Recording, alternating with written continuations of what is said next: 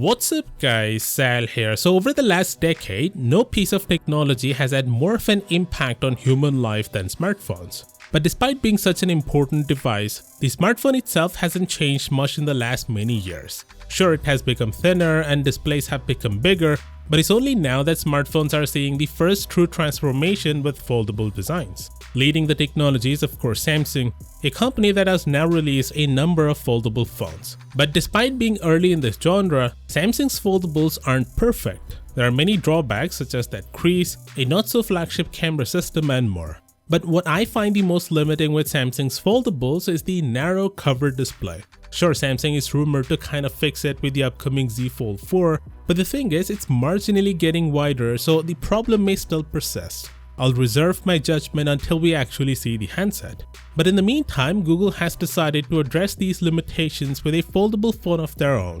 We've heard about Google's foldables in the past, but this is the first time we're getting some info from reputable sources. Ross Young, the display analyst, says both the Z Fold 4 and Google's foldable will have the same inner display, which is 7.6 inches, but the outer display will differ. Google's foldable will be much smaller at 5.8 inches versus the Fold 4's 6.2-inch panel.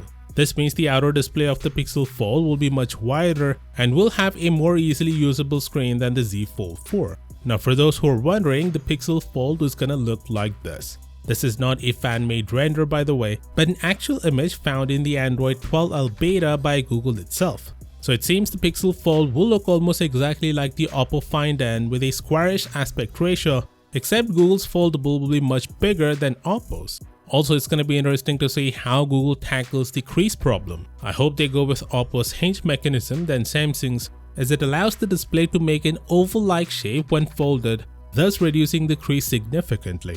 Although we'll have to wait and see if this mechanism will develop lumps over time as seen on Motorola's Razr.